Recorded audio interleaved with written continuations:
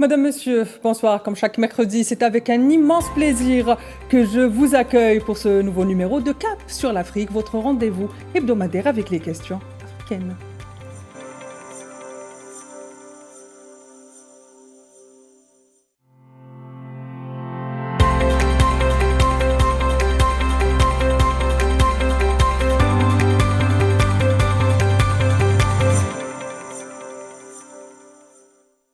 Ce soir, cap sur la Côte d'Ivoire, un pays dont l'histoire récente est traversée par des tournants parfois dramatiques, où les espoirs de renouveau ont souvent été muselés, relégués au banc de l'histoire, voire sacrifiés sur l'autel des intérêts occidentaux.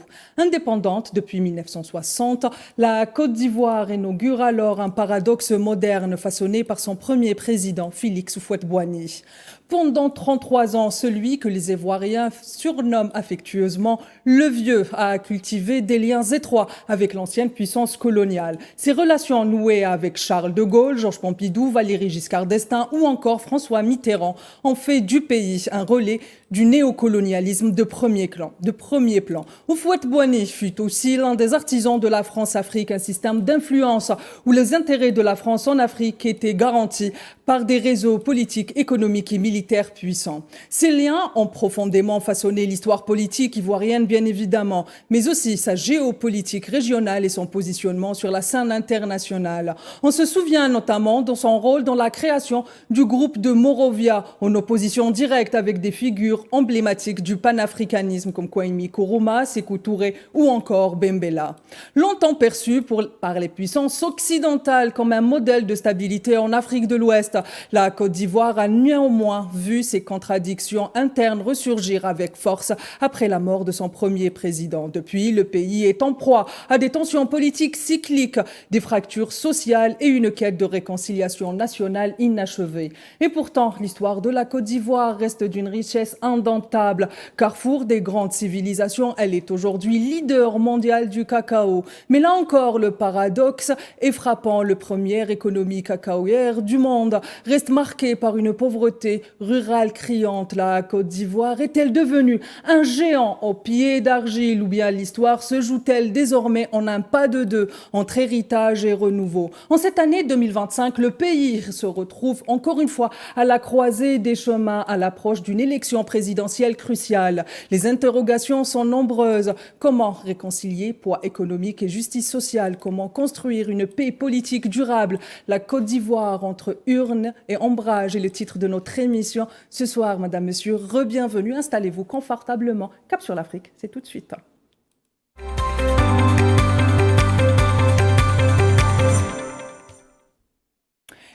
Et pour ce sujet à la fois complexe et passionnant, j'ai le plaisir d'être accompagné ce soir de patients parfaits, d'hommes analystes des affaires africaines qui me rejoint depuis Douala. Bonsoir Parfait. Merci d'avoir accepté mon invitation. Bonsoir, grande dame. Tous les spectateurs de votre très belle émission.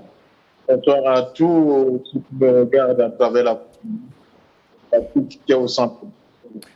Tous les centres de ce participent, n'est pas, à cette carte africaine. Très bien, très bien. Très bien, j'espère aussi que nous allons passer un bon moment et pouvoir apporter des éclairages, je le disais, à ce sujet à la fois complexe et passionnant. J'aurai également le plaisir d'être accompagné ce soir de Jonathan Batangene, qui est également spécialiste des affaires africaines, qui me rejoint aussi depuis Douala. Bonsoir Jonathan, merci d'avoir accepté mon invitation. Bonsoir Tine, bonsoir à toute l'équipe d'Al24. C'est un plaisir de revenir à cette magnifique émission qui est devenue un programme culte de tous les amoureux de l'Afrique et de tous ceux qui se battent pour l'Afrique. Merci Jonathan, c'est un plaisir pour moi et l'ensemble de nos équipes de vous recevoir chaque semaine. Alors je vous le disais à l'instant, le paradoxe du cacao ivoirien, richesse nationale, pauvreté paysanne. Premier producteur mondial, le cacao de Côte d'Ivoire est au cœur d'une industrie stratégique, à la fois fierté nationale et mémoire des inégalités profondes. Le cacao, colonne vertébrale donc de l'économie ivoirienne. Pour mieux cerner ce paradoxe du cacao ivoirien, nous allons ce soir vous proposer poser 5 questions, mais qui sont 5 questions clés pour comprendre justement les racines de cette économie sociale et politique et d'un déséquilibre majeur. Je commence avec vous, Jonathan. Alors, Jonathan, comment on peut expliquer aujourd'hui que le premier producteur de cacao au monde reste dépendante des prix fixés ailleurs? Il faut noter que quand vous dites premier, beaucoup croiront qu'il s'agit simplement d'une domination en valeur absolue assez maigre sur ses concurrents. Eh bien, il faut qu'ils aient une image assez précise du leadership ivoirien. La Côte d'Ivoire, c'est 40% de la production mondiale du cacao. 40% de la production mondiale. C'est plus d'1,3 million tonnes qui sont vendues chaque année aux multinationales qui fabriquent le chocolat, qui sont dans l'industrie cosmétique et qui font des milliards de bénéfices sur le dos des planteurs ivoiriens. La Côte d'Ivoire, c'est un producteur qui a été pris en otage par la communauté internationale depuis les indépendances. La France en a fait le principal élément de son pouvoir sur le marché du cacao, c'est-à-dire que la mainmise sur l'économie ivoirienne permet à la France de peser dans le marché du cacao et de participer à la fixation des prix. À côté de la Côte d'Ivoire, vous avez le Ghana qui ne pèse que 20%. Et puis, vous avez d'autres pays qui ont des marges résiduelles, notamment les pays d'Amérique latine et enfin, les pays d'Afrique centrale comme le Cameroun. La Côte d'Ivoire, c'est une économie qui aurait dû et qui aurait pu être un fleuron de l'Afrique de l'Ouest depuis les indépendances parce que le commerce du cacao permet d'engranger des devises à l'international, mais c'est surtout un pays qui a été façonné, comme vous l'avez dit dans la présentation, par la traîtrise, par le quadisme et par le larbinisme d'un homme. Il faut saluer sa personne, mais il faut surtout reconnaître ce qu'il a été dans le giron France-africain, c'est M. Houphouët-Boigny, le père de la nation ivoirienne, qui était un véritable artisan de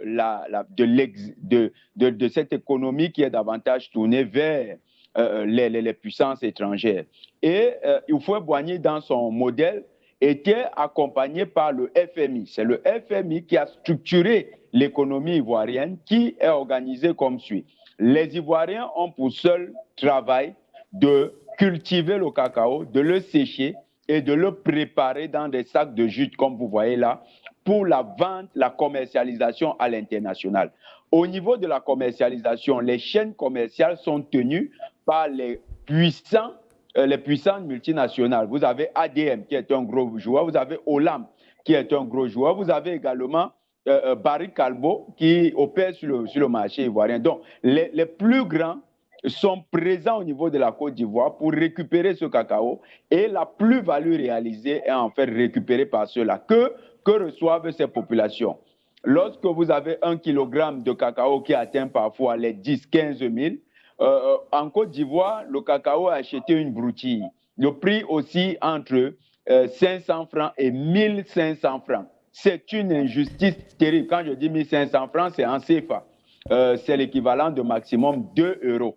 C'est-à-dire qu'on va de 0,90 centimes d'euros à 2 euros. Alors que sur le marché international, vous avez parfois le prix qui est à 25 à 30 euros le kilogramme. Donc, c'est une injustice terrible qui est commise avec la participation des chefs d'État qui sont à la tête de la Côte d'Ivoire. Et la France, pour s'assurer que ce juteux marché reste dans son escarcelle, s'est arrangé à ce que les présidents de Côte d'Ivoire soient toujours des gens qui soient domestiqués et sous contrôle. C'est ainsi que vous avez parlé de Laurent Koudou-Gbagbo, qui est un président panafricaniste, un président patriote, qui voulait récupérer le contrôle. Alors, pourquoi est-ce qu'on vient de répondre à la question principale, finalement? C'est au final cette richesse qui a fait de la Côte d'Ivoire sa renommée, mais aussi sa politique et son destin. Jonathan vient de nous expliquer pourquoi est-ce que les prix sont fixés ailleurs et l'intérêt justement pour les puissances occidentales que les prix du cacao soient fixés ailleurs et leur enjeu sur la politique interne. Je viens vers vous pour vous poser la question suivante. Est-ce qu'on peut considérer aujourd'hui que le cacao ou la production cacaoyère a été un moteur de paix ou finalement le contraire, un facteur de division rurale quand on sait qu'à l'intérieur de la Côte d'Ivoire, hormis les grandes villes, à l'intérieur, il règne quand même une misère assez présente et assez palpable, en particulier pour les cultivateurs de cacao. Oui, mais c'est un constat, ce n'est pas une spécificité ivoirienne. L'ensemble des pays sous domination impérialiste en Afrique, il y a eu comme une espèce de division du travail sur le plan de la production économique. Une bonne partie des pays de l'Afrique équatoriale française et même l'Afrique occidentale française ont eu pour matière première qui devait être la base de l'économie de leur pays, soit le cacao, soit le café, soit les veillas, parce que c'était d'abord dans ces espaces, dans ces domaines que ceux qui venaient en Afrique, venant de l'Occident, surtout de la France, avaient accès, n'est-ce pas, leur exploitation sur le plan économique.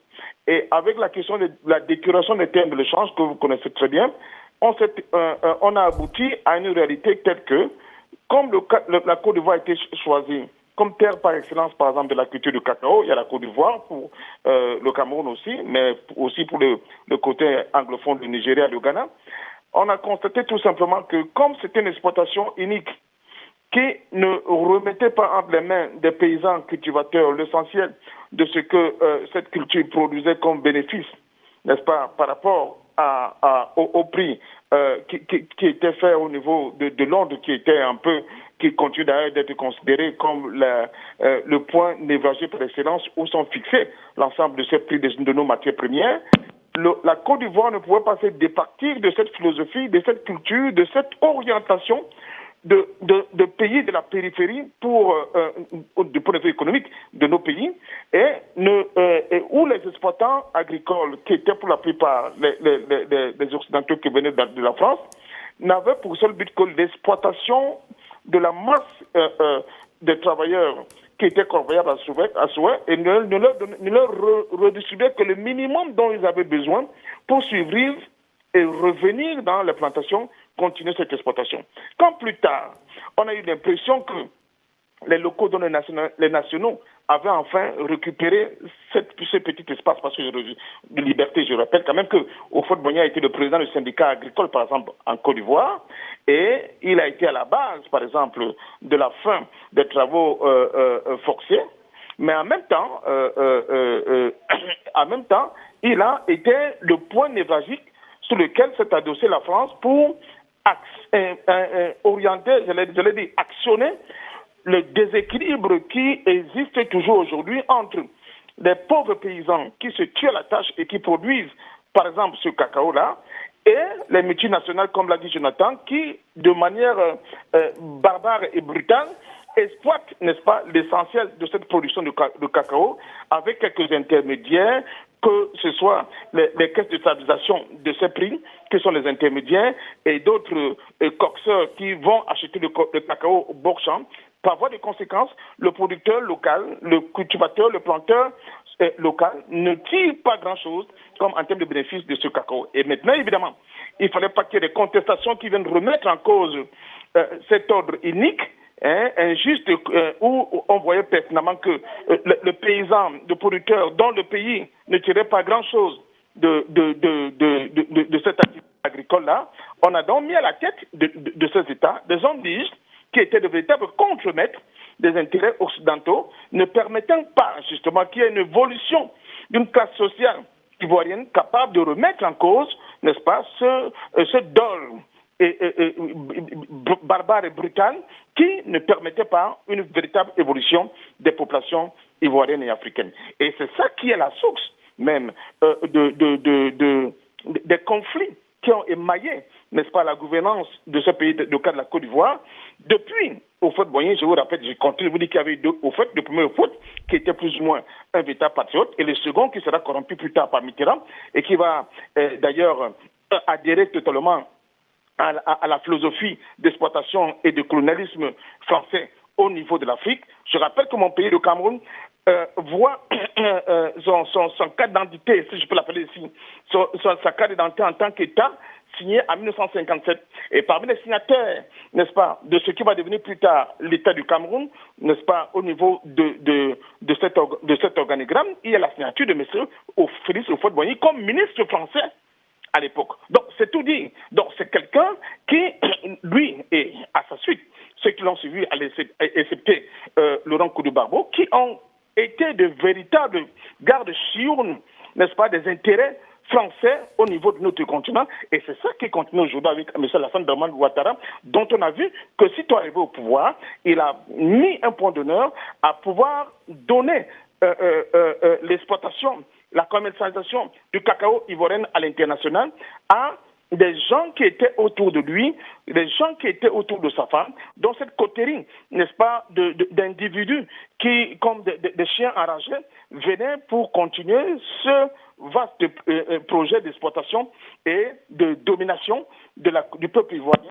Et c'est comme ça qu'on voit les quartiers sont arrivés, mais surtout les Almadjaro, qui étaient représentés par le fils de Mme Ouattara et qui ont, de manière brutale, continué à imposer des prix qui n'avaient rien à voir avec le prix Borchamp, qui n'avait rien à voir avec le prix qui était indiqué sur la place internationale, surtout à Londres. Conséquence, la Côte d'Ivoire continue de baigner dans une misère indescriptible, malgré le fait qu'on continue de nous dire qu'elle est le premier producteur mondial du cacao, avec près de 40% du cacao produit, mais on ne voit pas les dividendes que et le pays, le peuple et le pauvre planteur, c'est-à-dire le paysan local, tirent de cette manne-là. Donc, je crois que c'est ça le fond du problème, c'est-à-dire une structuration de manière endémique, de manière consubstantielle même de nos États, du fait qu'on continue de maintenir de manière violente la plupart de nos espérances à la périphérie de l'économie mondiale. Nous n'étions que des espèces d'esclaves corvéables à souhait pour un ordre international économique totalement injuste et qui ne fait pas les affaires, n'est-ce pas, des espérances des Africains. Très bien. Parfait. Je viens vers vous, Jonathan. Justement, Passion Parfait-Ndom vient de nous expliquer clairement, finalement, que les prix du cacao échappent complètement à l'État ivoirien, mais aussi aux paysans. De ce constat que vient de nous donner notre interlocuteur et notre invité, est-ce qu'on peut aujourd'hui dire que finalement, est-ce qu'on peut parler de souveraineté économique si les revenus du cacao échappent encore, comme vient de l'expliquer Passion Parfait-Ndom, à l'État et aux paysans et aux producteurs? Non, on ne peut pas parler de souveraineté économique.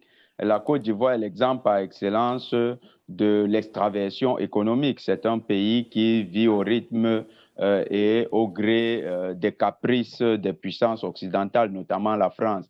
Si la Côte d'Ivoire a un modus operandi ou bien un modèle économique, c'est bien sûr le surendettement à outrance contre la réalisation de quelques infrastructures mirobolantes qui sont en fait la face visible d'une d'une fausse prospérité qu'on laisse lorgner aux yeux des populations. C'est un mirage, une illusion entretenue permanemment pour que les clichés qui repartent soit d'Abidjan ou bien de quelques villes où ces infrastructures sont réalisées, que ces clichés servent à présenter une Côte d'Ivoire économiquement bien portante, une Côte d'Ivoire ambitieuse, une Côte d'Ivoire moderne ou bien en phase de modernisation.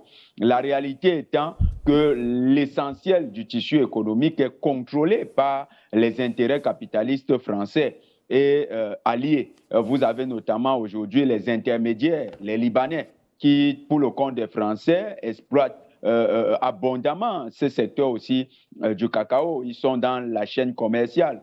Vous avez les Marocains qui sont rentrés. Vous savez que Mme Ouattara est d'origine marocaine. Donc, vous avez les Marocains qui sont dans le secteur, qui se font également la part belle. Qu'est-ce qu'on laisse aux planteurs? C'est les travaux durs, comme disait Patient Parfait tout à l'heure. Ils sont corvéables, ils sont pas loin du travail des esclaves. C'est eux qui transportent les sacs de jute des champs jusqu'à dans les entrepôts, c'est eux qui ont la sale besogne. Pourquoi? Pour très peu. Nous avons dit que le kilo à leur niveau, c'est entre 0,90 centimes et 2 euros contre un kilogramme qui est parfois vendu 25 ou 20 à 35 euros. au niveau international. Faites vous-même le ratio et vous verrez qu'en fait, on ne laisse rien aux paysans ivoiriens. Et ce paysan abandonné, c'est aussi là l'espoir politique dont parlait Patient. C'est l'espoir politique de tout un pays, l'espoir politique de tout un peuple. Qui sait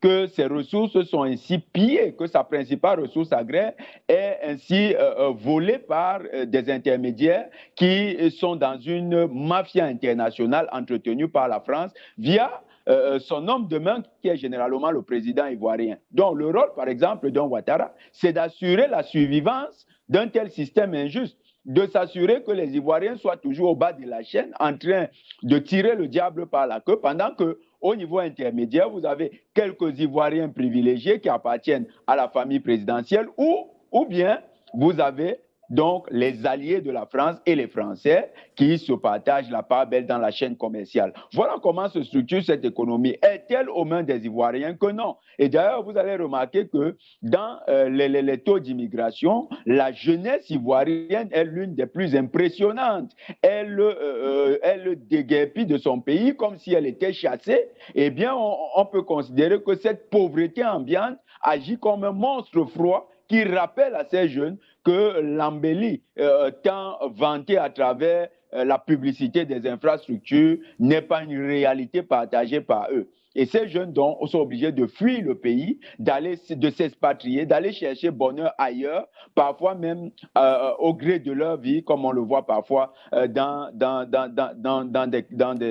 des reportages lorsque vous avez des catastrophes sur la mer de migrants qui ont échoué. Donc, c'est une économie qui est totalement contrôlée. Aujourd'hui, vous avez toute la chaîne financière internationale qui est aux côtés de ceux-là qui grappillent les bénéfices gracieux de cette économie, qui ont installé leurs locaux au niveau d'Abidjan. Vous avez des instituts de cotation qui sont arrivés à Abidjan, mais qui en fait suivent davantage l'évolution du marché du cacao. Vous avez des banques commerciales qui ont compris qu'il y a un enjeu, qui sont venus s'installer à Abidjan et ils ont ramené à Abidjan, et c'est ça l'un des paradoxes, ils ont ramené à Abidjan une grosse classe moyenne venant des pays qui, eux, pourtant, ont une certaine embellie économique. Quand vous arrivez, vous allez voir que cette classe qui se redistribue dans les services, les fruits de la prospérité de l'économie cacaoyère ivoirienne, c'est les cadres français, c'est les cadres venant d'autres pays africains, c'est les cadres marocains. On laisse aux Ivoiriens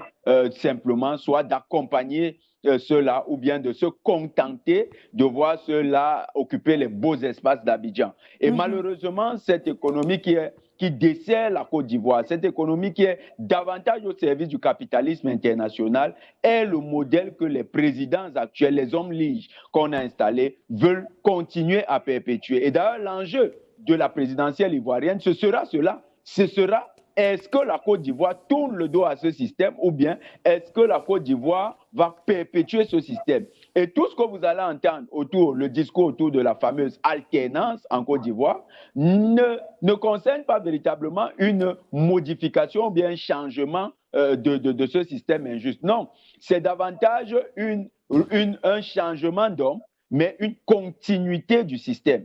Donc, on ne veut pas véritablement remettre en question ce système, on veut le conserver en changeant les hommes. C'est d'ailleurs pourquoi vous voyez la France fait toujours l'apologie de la démocratie dans ces pays. Parce que pour eux, il faut habiller tout ça des oripeaux d'une alternance, donner l'impression que les populations sont dans une sorte de dynamique politique, alors que dans le fond, cette dynamique politique n'est pas suivie d'un véritable dynamisme économique. C'est suivi généralement de la continuation d'un système injuste avec des hommes nouveaux qui arrivent à la tête de l'État. C'est malheureusement le casting que la France entretient au niveau de la Côte d'Ivoire et c'est l'un des enjeux de la prochaine présidentielle.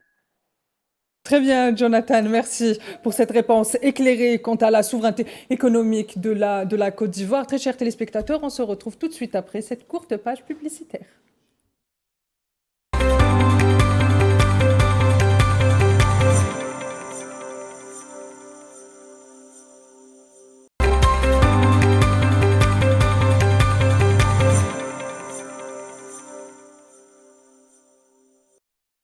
Très chers téléspectateurs, bienvenue sur le plateau de Cap sur l'Afrique. Et ce soir, j'ai le plaisir d'être accompagné de Passion Parfait, d'homme analyse des affaires africaines qui me rejoint depuis Douala, et aussi de Jonathan Batongene, également analyse des affaires africaines et qui me rejoint aussi depuis Douala. Et ce soir, on se penche, très chers téléspectateurs, sur un sujet à la fois passionnant et complexe, qui est la Côte d'Ivoire. Lors de cette première partie, nous tentons d'expliquer comment est-ce que le cacao est aujourd'hui au cœur des convoitises, mais aussi peut-être au cœur même de la politique et de la géopolitique du pays. Je viens vers vous, Passion Parfait, pour une dernière question concernant ce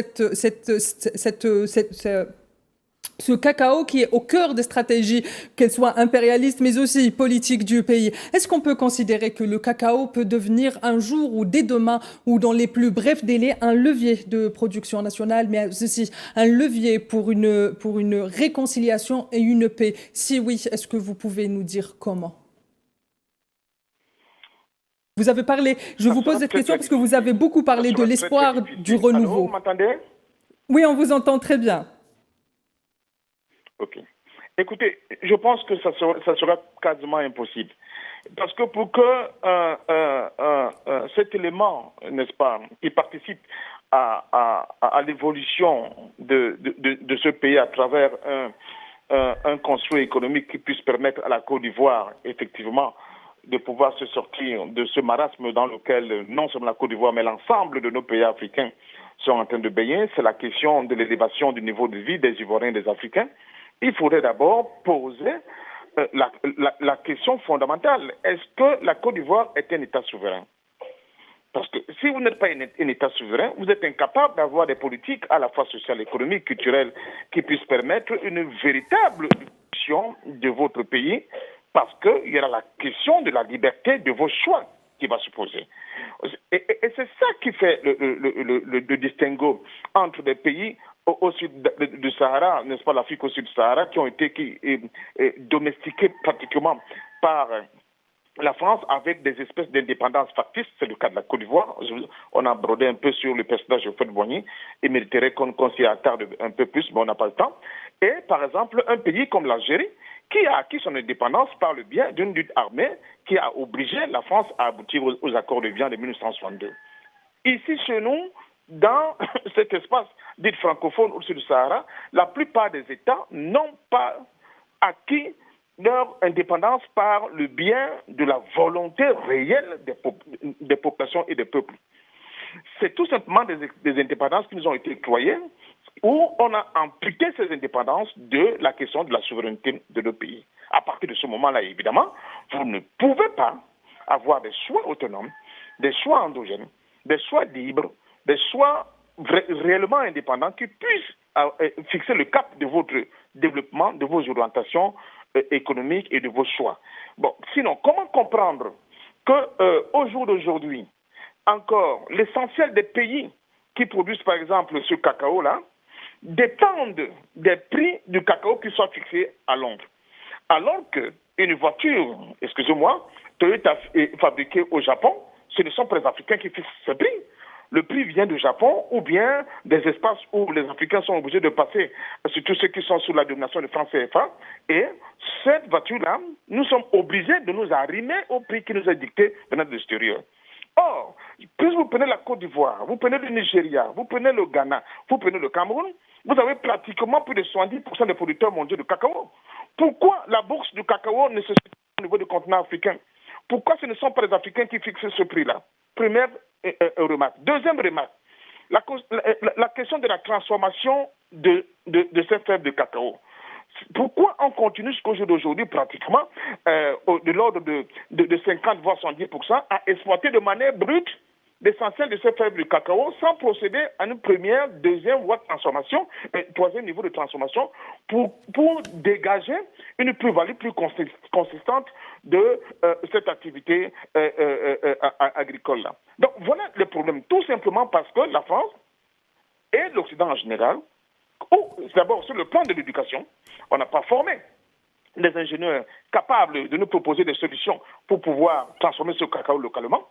Sur le plan financier, nous avons des banques au niveau de nos pays dont on nous dit qu'elles sont sur liquide, mais qui ne financent pas l'activité des PMI et des PME, sans oublier une activité industrielle au niveau de notre continent. Et troisièmement, il y a les canaux, n'est-ce pas, de commercialisation de ce cacao-là sont complètement embrigadés par la longue chaîne avec les intermédiaires que Jonathan a d'ailleurs décrit tout à l'heure, qui sont pratiquement entre les mains dans une frange majoritaire entre les mains des intervenants étrangers, donc qui ne peuvent pas du tout appliquer une politique qui serait dictée par nos dirigeants. Alors, donc la question de la souveraineté est au cœur de cette exploitation dont le cacao est l'un des exemples patents, qui est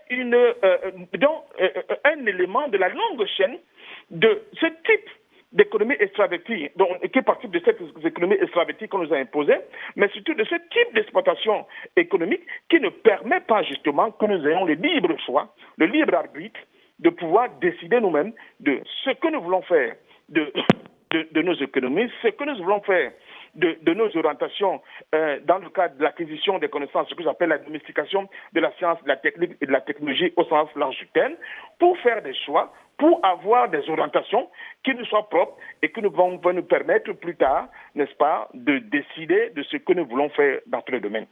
Donc, je ne rêve pas du tout, tant que nous n'allons pas, et d'abord, dessoucher cette question de cette domination, cet plaventrisme de nos États, de nos dirigeants vis-à-vis de l'ordre international impérialiste, il sera difficile que nous puissions vraiment faire, par exemple, d'un produit comme le cacao, qui est de plus en plus prisé, un levier, n'est-ce pas, pour pouvoir sortir nos pays du marasme par le biais d'une économie florissante qui pourra, à travers ce cacao-là, nous aider à être un pôle de production et, n'est-ce pas, de transformation de ce cacao pour pouvoir dégager des bénéfices importants. Donc, le problème n'est pas une question de volonté seulement. Ce n'est pas seulement une question de volonté des individus, ou bien une question de propositions, ou bien ce qu'on appelle des programmes. Ça n'a rien à voir.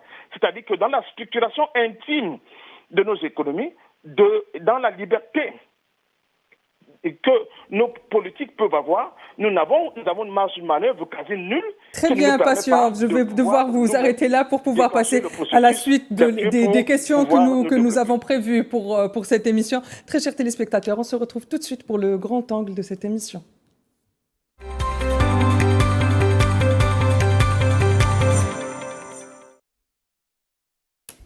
Très chers téléspectateurs, comme vous venez de le voir lors de cette première partie, le cacao est au cœur des convoitises occidentales, des convoitises internationales et impérialistes, mais aussi au cœur d'intérêts qui sont aujourd'hui politiques. La Côte d'Ivoire a vécu des périodes marquées par ce qu'on appelle des coups d'État ou des coups de force.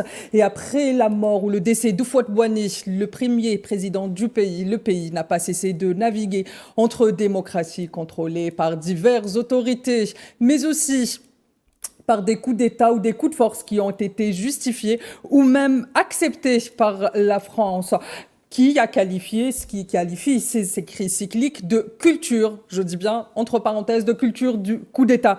Jonathan, dans quel cadre la France a-t-elle joué un rôle de légitimation finalement ou de déstabilisation des régimes qui se sont succédés à la tête de la Côte d'Ivoire depuis le décès de Houphouët-Boigny, qui est resté quand même 33 ans à la tête du pays? Vous savez, après la mort de Houphouët-Boigny, il s'est posé un gros problème parce que vous avez bien fait d'introduire avec la question du cacao. Les Ivoiriens avaient constaté que leur économie, du moins le pilier de leur économie, le cacao, était toujours sous contrôle des forces étrangères et que les forces exogènes qui contrôlaient cela le faisaient en partenariat avec le pouvoir politique. Et les pouvoirs successifs après Houphouët-Boigny ont voulu récupérer.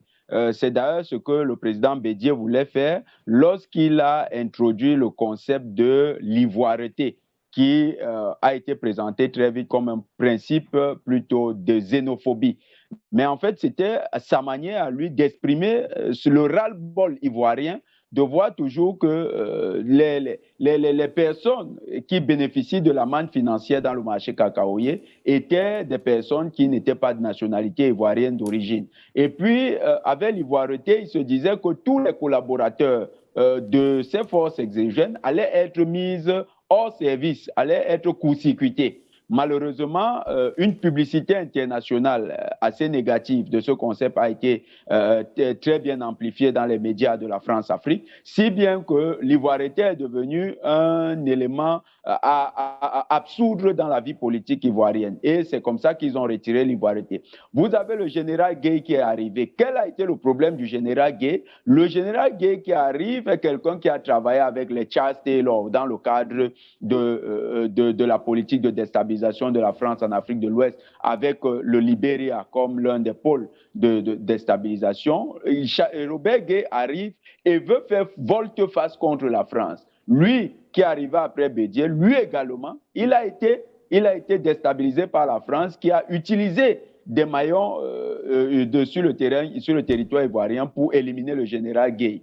Après le général Gueye, c'est le président Laurent Koudou-Gbagbo qui arrive. Le président Laurent Koudou-Gbagbo, tout à l'heure, Patient Parfait a fait état de quelque chose. Il avait comme projet de créer une bourse avec le Ghana pour... Je crois que nous avons perdu Jonathan. On va le retrouver dans un instant. Jonathan, vous me recevez? Là, oui, je vous reçois très bien. Donc, il représentait 60% du marché mondial avec le Ghana. Le président Laurent Koudou-Gbagbo voulait faire de ces deux pays, la jonction entre ces deux pays, le point de pression pour la reprise de contrôle du marché du cacao à l'avantage des pays africains. Malheureusement, la France, ayant observé ces velléités patriotiques et souverainistes sur le président Laurent Koudou-Gbagbo, elle a dressé donc une alliance de collabos qui a été portée par Alassane Dramane Ouattara. Ils ont monté une rébellion qui a été soutenue dans des pays voisins, notamment au Burkina de Blaise Compaoré, au Mali de Amadou Toumani Touré. Ils ont constitué une rébellion qui est venue renverser le président Gbagbo en 2010. Et dès qu'ils ont réussi à renverser le président Gbagbo, la France s'est jurée de tout faire pour ne plus jamais perdre la Côte d'Ivoire. C'est d'ailleurs pourquoi vous voyez qu'en pole position pour remplacer Alassane Ouattara, vous avez un autre banquier comme lui-même, Alassane Ouattara, quelqu'un qui est issu du système international criminel qui ainsi pille la ressource principale de Côte d'Ivoire. Vous avez ce monsieur Thiam qui a été positionné. Vous avez un ensemble de larbins de second ordre qui sont actuellement dans les starting blocks et qui accompagnent Alassane Ouattara dans ce qu'il appelle la démocratie ivoirienne. Donc, la France a inondé la scène politique pour s'assurer qu'il n'y ait plus un Laurent Gbagbo. Ils ont éliminé Laurent Gbagbo des listes électorales. Ils ont fabriqué plusieurs larbins qui aujourd'hui sont à la tête de pseudo-partis politiques et qui vont animer la scène politique, donnant l'impression qu'il y a véritablement une démocratie en action au niveau de la Côte d'Ivoire. C'est un simulacre que nous sort la France. C'est essentiellement une volonté de garder cette économie juteuse sous sa main et de continuer à influencer le marché du cacao et de peser au niveau international en utilisant le slogan tant répété par les présidents français, la grande France. Une France véritablement grande simplement dans le pillage et dans la fourberie. Très bien, Jonathan. Patient, parfait, d'homme à la lumière de ce que vient de nous dire Jonathan, qui a justement fait la chronologie de l'histoire politique de la Côte d'Ivoire après le décès de son premier président, Houphouët-Boigny. En 2011, Alassane Ouattara, et vient de l'expliquer justement Jonathan, s'est donc imposé avec l'appui fort de la France, mais aussi de l'ONU et d'autres partenaires occidentaux et régionaux, comme vient de le préciser Jonathan. Peut-on dire que ce qui est aujourd'hui le gouvernement d'Alassane Ouattara est un arrangement stratégique finalement pour l'Occident? Est-ce que la France, par ses interventions militaires et diplomatiques, n'a pas verrouillé le champ politique ivoirien au détriment d'une réelle souveraineté populaire? Je rappelle que la France a signé un accord de protection pour le président avec le premier président ivoirien, Houphouët-Boigny. Effectivement. quand les Africains, les dignes fils d'Afrique qui se battent pour la souveraineté de notre continent, parlent des indépendances parties qui nous ont été octroyées, pour la plupart des cas, en dehors de l'Algérie. Je rappelle quand même que le Cameroun, aussi du Sahara, et peut-être l'Afrique du Sud plus tard, pas peut-être l'Afrique du Sud plus tard, où les nationalistes ont été obligés d'affronter la France dans une lutte armée meurtrière pour réclamer cette indépendance. Et nous avons vu comment la France a eu à jouer au niveau de l'ONU pour présenter les dirigeants UP6 du Cameroun, Ruben Mouniobé et ses camarades, comme de violents communistes pour rallier les États-Unis à leur cause et empêcher une émergence d'une classe politique souveraine et qui aurait pu permettre justement à l'Afrique d'avoir un exemple réel d'un peuple qui s'est battu, les armes à la main, pour arracher son indépendance. À partir de ce moment-là, nous avons eu, en dehors du nom de Sékou, Sékou Touré en Guinée, dont nous connaissons aussi la suite, nous avons eu la tête de nos États des gens tout simplement qui ont été pour la plupart mis là pour protéger les intérêts français. Donc à partir de ce moment-là, il n'y a pas de liberté pour ces gens-là, pour pouvoir implémenter ici chez nous des programmes, que ces programmes soient politiques, économiques et sociaux, de nature à pouvoir déclencher de cercles vertueux de développement au niveau de nos États. Ce n'est pas possible. Ce n'est pas possible. La différence que nos pays ont par rapport à un pays comme le vôtre. Parce que c'est ça, je pense que beaucoup ne savent pas très bien. C'est qu'en Algérie, par exemple, vous êtes un pays indépendant. Vous êtes libre de faire ce que vous voulez. Nous, ici, chez nous, ce n'est pas possible. Nous avons encore des accords de coopération. Ces accords de coopération étaient aussi des accords militaires et c'est aussi des accords sur le plan financier avec ce franc CFA qui ne permettaient pas à qui que ce soit, malgré sa bonne volonté, de pouvoir prendre des décisions qui aillent dans le sens de la protection des intérêts de nos peuples. Est-ce que vous vous imaginez que jusqu'à l'heure où je vous parle, sur le plan de notre commerce extérieur, si un pays, que ce soit la Côte d'Ivoire, le Cameroun ou des pays qui sont encore sous la domination de France, par exemple, vendent un produit à l'extérieur, c'est le cas du cacao, c'est le cas du cacao ivoirien, s'ils vendent une tonne de cacao et que cela dégage un bénéfice, je ne sais pas, de 100 francs, ils sont, 100 francs CFA évidemment, ils sont obligés de remettre 50 francs CFA au niveau du trésor public français, dans un compte qu'ils appellent le compte d'opération, et c'est à travers cette cagnotte-là que tous les achats, prétendument, que ces pays doivent faire à l'international, c'est dans ces devises-là que seront libellés les achats de nos pays. Donc la France contrôle tout. Elle a un rôle de gendarme. Elle a une traçabilité de tout ce que nous voulons faire. Et à partir de ce moment-là, nous ne pouvons pas, de manière libre et autonome, déclencher, n'est-ce pas, des processus économiques nous permettant de nous en sortir. Donc je crois sincèrement que le nœud des problèmes, je continue de le dire, il est là. Ce n'est pas qu'il y a des gens qui manquent de vision ou bien qui n'ont pas cette volonté, mais ils sont embrigadés dans une espèce de cage de fer qui ne leur permet pas d'avoir des libertés quant à leur choix, aux choix propres qu'ils peuvent avoir pour pouvoir une nouvelle orientation, un nouveau cap à leurs aspirations.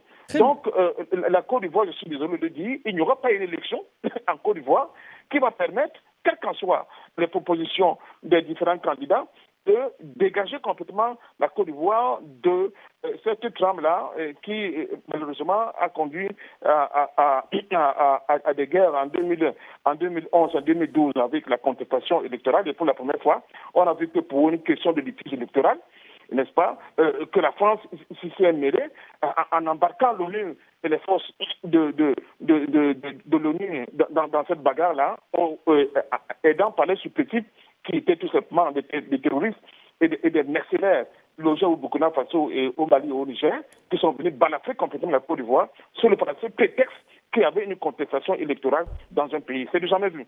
Donc c'est vous donner l'indication de ce dont sont capables de faire ces gens pour protéger leurs intérêts. C'est la question des intérêts de la France, des intérêts des impérialistes au niveau de notre espace. Très bien. Sahara, qui est en jeu. Et c'est pour cela que nous félicitons l'Algérie, nous continuons de regarder l'Algérie. Je suis heureux que Jonathan commence à le comprendre aussi, avec cette tentative de nous vendre le Maroc comme une alternative, je ne sais pas à quoi, alors que l'Algérie a toujours été là. Elle est notre symbole, elle est le symbole, elle est l'exemple même de ce que les pays africains auraient dû faire pour pouvoir aujourd'hui être maîtres eux-mêmes et décider sur tous les plans, surtout sur le plan économique, de ce dont ils avaient besoin de faire. Est-ce que nous sommes même obligés de cultiver le cacao? C'est un autre débat, c'est une autre problématique que nous pourrons aussi avancer parce que nous ne savons pas, en termes de dividendes, ce que cela nous rapporte. On a aisément développé. Pourquoi ne pas s'orienter vers une industrialisation de très nos bien, économies? très bien. J'entends bien. Aujourd'hui, de nous orienter dans ce sens-là. J'entends bien, Patient, mais on doit enchaîner avec une autre question. À la lumière de ce que vient de nous dire Patient Parfendom, Jonathan, comment expliquer le revirement de Alassane Ouattara récemment, qui a, dans le sillage du retrait des troupes françaises du Sahel, mais aussi d'autres pays d'Afrique de l'Ouest comme le Sénégal, a décidé lui aussi de demander à la France de quitter le pays brièvement, s'il vous plaît? Oui, vous savez que cette décision n'est pas l'émanation de sa volonté à lui, Alassane Ouattara. La France avait, dans le cadre de son repli en Afrique, déjà opté pour une réduction de ses effectifs. Le général Pascal Lani, qui a circulé dans les principaux pays concernés, avait convenu que la France retirerait ses effectifs et opterait pour une nouvelle stratégie. D'ailleurs, il y a un ambassadeur qui a été commis, un haut fonctionnaire français, qui a été commis spécialement pour ça et il travaille à la reconfiguration du dispositif français. La France est quittée officiellement de la base du 43e BIMA, mais la France a redéployé ses troupes en Côte d'Ivoire sur des mécanismes de non-visibilité ou sur des mécanismes plus subtils et la France continue sa coopération avec la Côte d'Ivoire. Monsieur Alassane Dramane Ouattara sait qu'il peut toujours compter sur la France. Il a eu peur lorsque Thiam a émergé et il a encore donné beaucoup d'avantages à la France pour rester l'homme, l'intermédiaire.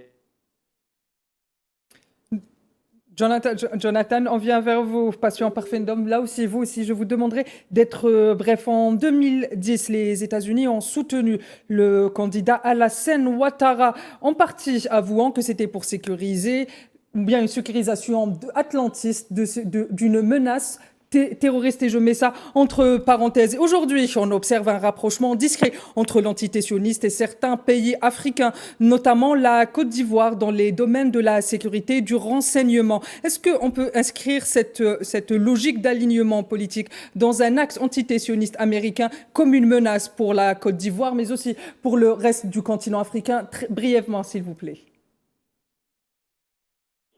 Oui, mais vous avez parfaitement raison. Je crois que il y a une nouvelle réalité sur le plan géopolitique mondial qui oblige les États-Unis à accepter des choses que dans d'autres espaces, peut-être ils auraient du mal à accepter.